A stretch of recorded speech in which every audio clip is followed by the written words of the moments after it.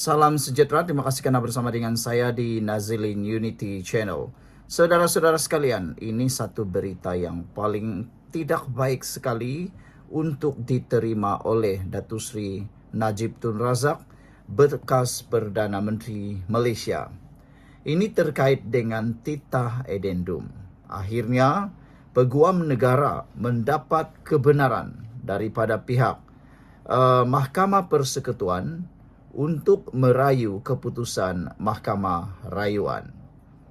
Peguam Negara Datuk Muhammad Dusuki Mokhtar mendapat kebenaran Mahkamah Persekutuan untuk merayu keputusan majoriti Mahkamah Rayuan melibatkan bekas Perdana Menteri Datuk Seri Najib Tun Razak mencabar titah edendum.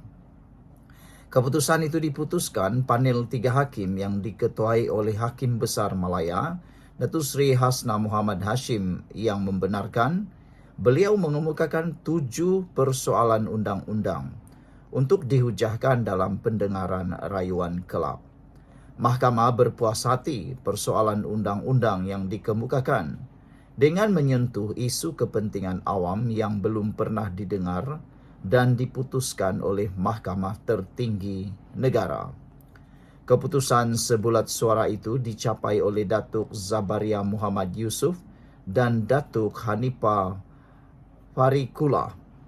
Sementara itu, Datuk Muhammad Dusuki memohon kebenaran merayu dalam usaha mengenepikan keputusan majoriti 21 Mahkamah Rayuan yang mengembalikan semakan kehakiman berkaitan titah edendum ke Mahkamah Tinggi untuk perbicaraan. Pada 6 Januari lalu, panel 3 hakim Mahkamah Rayuan membenarkan bekas Perdana Menteri itu untuk mencabar kewujudan titah edendum bagi membolehkan beliau menghabiskan baki hukuman penjara 6 tahun dalam tahanan rumah. Najib kini sedang menjalani hukuman penjara 6 tahun sejak 23 Ogos tahun 2022 selepas disabitkan kesalahan menyeleweng dana RM42 juta milik SRC International Sendirian Berhad, memfailkan petisyen untuk pengampunan diraja pada 2 September 2022. Lembaga pengampunan kemudiannya mengurangkan hukuman penjara terhadap beliau daripada 12 tahun kepada 6 tahun, manakala denda dikurangkan daripada 210 juta kepada 50 juta ringgit. Saudara, ini pastinya satu tamparan yang sangat kuat terhadap kekuatan dan juga kepada UMNO dan juga Najib Tun Razak. Bagaimana keputusannya agak-agaknya di Mahkamah Persekutuan nanti. Sekian dulu untuk kali ini. Jangan lupa tinggalkan komen Anda. Salam sejahtera. Terima kasih karena bersama dengan saya di Nazilin Unity Channel. MCA keluar dari Parti Barisan Nasional. Persoalan ini cukup berat dan persoalan ini cukup panas. Tidak puas hati Barisan Nasional, MCA didesak tentu hala tuju sendiri.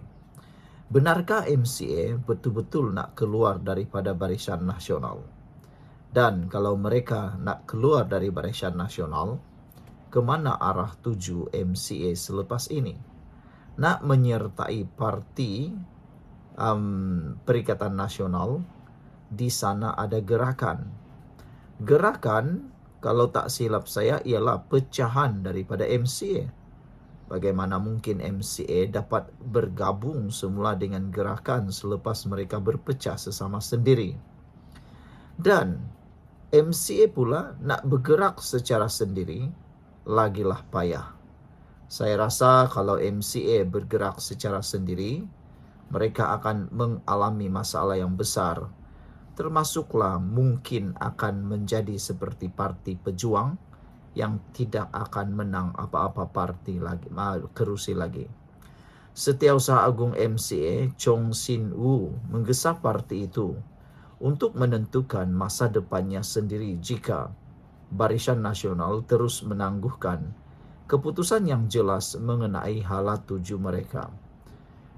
Yang diragui ialah adakah MCA sebenarnya mahu Barisan Nasional keluar daripada Pakatan Harapan, keluar daripada Kerajaan Perpaduan, kerana dalam Kerajaan Perpaduan adanya DAP. Kita tahu MCA dan DAP adalah dua parti yang tidak pernah sebulu. Bercakap pada pembukaan mesyuarat agung tahunan bahagian MCA selayang 2025 malam tadi, Chong berkata, MCA memberi Barisan Nasional BN lebih dari 2 tahun untuk penyusunan semula selepas PRU 15. Tetapi ketidakpastian yang berterusan dalam keputusan Barisan Nasional menyebabkan ahli MCA berasa ragu-ragu dan kecewa. Jika Barisan Nasional masih gagal memberikan arah tuju yang jelas, MCA perlu mengambil inisiatif untuk menentukan haluan mereka sendiri, katanya lapor Sinchu Daily.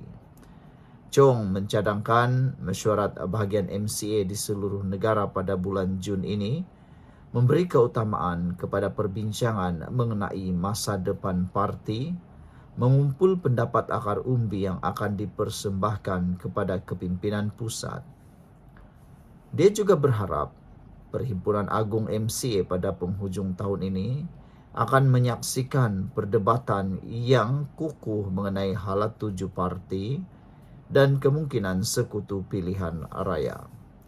Chong merungut walaupun MCA setia sebagai ahli utama Barisan Nasional selama berdekad-dekad, namun beranggapan parti itu sering diketepikan. Kami MCA telah membuat segala usaha yang mungkin untuk menyampaikan pandangan kami kepada Barisan Nasional. Termasuk saya telah mengeluarkan banyak kenyataan dan mengemukakan pandangan, idea dan soalan dalam mesyuarat Majlis Tertinggi BN dan mesyuarat Agung Setiausaha Agung, katanya. Kini menurutnya MCA perlu mengubah pemikiran mereka dan membuat keputusan untuk masa depan mereka sendiri. Merenung kembali pilihan raya di 6 negeri pada 2023, Chong berkata keputusan MCA untuk tidak bertanding selepas rundingan dengan BN dan PH menghasilkan keputusan yang tidak memuaskan, mencetuskan rasa kecewa di kalangan ahli parti. Pada pilihan raya negeri Selangor, kami pernah bertanding 14 kerusi, tetapi kali ini tidak satu pun kerusi diberikan kepada kami, kata beliau. Kemudian semasa pilihan raya kecil Kuala Kubu Baru, sebuah kerusi tradisi MCA, ia juga tidak diberikan kepada kami. Ahli kami di Selangor berasa lebih kecewa, katanya. Chong juga menunjukkan rasa tidak puas hati menyebabkan beberapa ahli MCA, termasuk bekas pemimpin, keluar dan menyertai bersatu. Dengan mereka dilapor dijanjikan menjadi calon kerusi Parlimen dan Dewan Undangan Negeri, satu perkembangan yang harus diambil serius oleh parti. Tegasnya, punca utama ketidakpuasan ini kerana MCA tiada hala tuju yang jelas untuk pilihan raya umum akan datang, termasuk ketidaktentuan mengenai pakatan politik masa depan, sama ada untuk terus berada di bawah rangka kerajaan perpaduan, gabungan madani atau bertanding secara bebas. Dia berkata tanpa kerusi pilihan raya untuk ditandingi MCA, motivasi untuk bekerja dan berkhidmat secara tidak langsung akan menurun. Menurut Chong lagi, sentimen sama juga mula berkembang di kalangan akar umbi UMNO, menandakan rasa tidak pasti itu meluas ke dalam teras parti teras Barisan Nasional. Sementara itu, Timbalan Presiden MCA, Tan Teck Cheng, menyokong seruan Chong berkata, politik tidak memberi ruang untuk kebajikan atau isyan, maka MCA perlu secara proaktif menentukan masa depannya berdasarkan realiti semasa. Dari era Parti Perikatan kepada Barisan Nasional, MCA telah berjuang seiring dengan parti komponen Barisan Nasional yang lain selama berdekad-dekad, bersama-sama menempuh berbagai cabaran.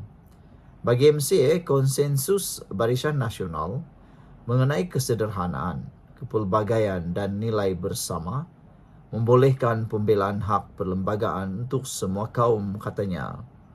Sehingga kekalahan Barisan Nasional pada pilihan raya umum 2018-2022, keutamaan MCA untuk maju dan mundur bersama sekutu-sekutu BN untuk mendapatkan semula sokongan rakyat Malaysia.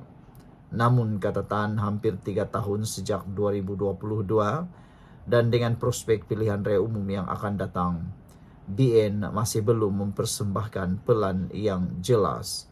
Sebagai parti yang bebas dan bertanggung jawab, MCA mesti memberi keutamaan kepada kelangsungan dan perkembangan pastinya yang tidak boleh terus kekal pasif, tegasnya. Dia menyokong seruan perbincangan akar umbi yang meluas bagi merumuskan pelan tindakan dan strategi yang jelas menyatukan parti untuk mendapatkan sokongan yang lebih kukuh daripada masyarakat umum dan komuniti Cina.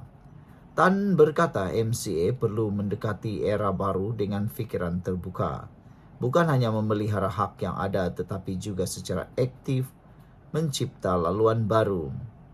Dengan menunjukkan reformasi dan inovasi yang sebenar, katanya, MCA dapat membina semula kepercayaan dan pengiktirafan rakyat.